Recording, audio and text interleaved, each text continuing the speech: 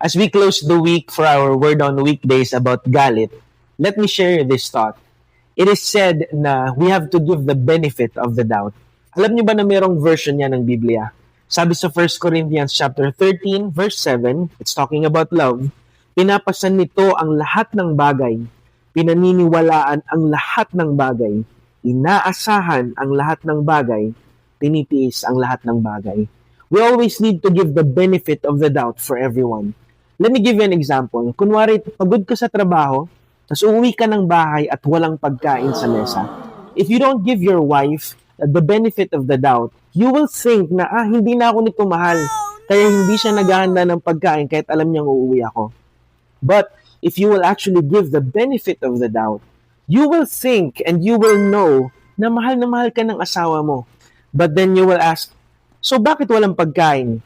That's the time that we will actually begin to talk and communicate with each other. Ganon din daw dapat sa pag-ibig. Sabi sa Biblia na, let us make every effort to live in peace with everyone. Kaya mga kapatid, instead of choosing anger, we need to choose love. Instead of judging immediately, we need to choose to communicate and confront the issue. Maraming salamat po. That's 1 minute. This is Word on Weekdays.